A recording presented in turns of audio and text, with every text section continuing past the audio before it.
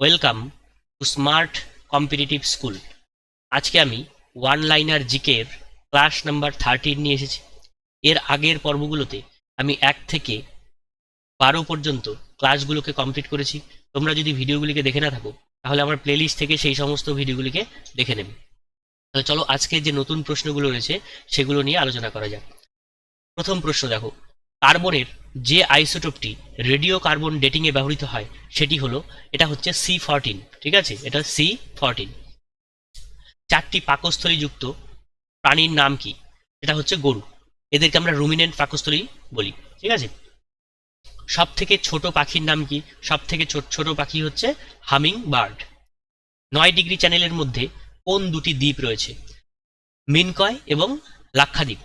তাহলে মিনকয় এবং লাক্ষাদ্বীপ কোন চ্যানেলের মধ্যে রয়েছে, বা এর মধ্যে কি রয়েছে? 9 ডিগ্রি চ্যানেল রয়েছে। সিয়াচেন হিমবাহ কোথায় অবস্থিত? কারাকোরাম পর্বতশ্রেণীতে। কোন ভারতীয় চিত্রকলাকে মোনালিসার সাথে তুলনা করা হয়? বনিথান। এটা কোথায় রয়েছে? এটা রয়েছে রাজস্থানে। বিমস্টেক কত সালে প্রতিষ্ঠিত হয়? বিমস্টেক প্রতিষ্ঠিত হয় 1997 সালে। মাদুরাই কোন নদীর তীরে রয়েছে? মাদুরাই হচ্ছে বোগাই নদীর তীরে। ঠিক আছে, এটা কোন নদীর তীরে রয়েছে? শ্রীহরিকোটা কোন হ্রদের তীরে অবস্থিত? শ্রীহরিকোটা হচ্ছে পুলিকট হ্রদের তীরে অবস্থিত। গণপরিষদ সংবিধান রচনা করতে কতদিন সময় নেয়? 2 বছর, 11 মাস, 17 দিন, কোনো কোনো বইয়ে কিন্তু 18 দিনও লেখা থাকে। সংবিধান তৈরির সময় কতগুলো তফসিল যুক্ত ছিল? এটা প্রথমে ছিল 8টি। ঠিক আছে, কিন্তু বর্তমানে কয়টা রয়েছে? বর্তমানে 12টি তফসিল রয়েছে।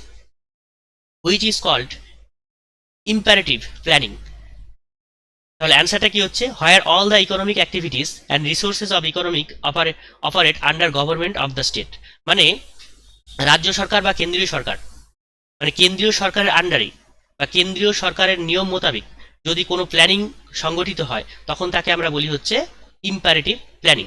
কিন্তু ডেমোক্রেটিক প্ল্যানিং কাকে বলবো?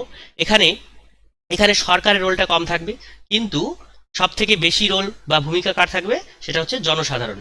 বোঝা গেল?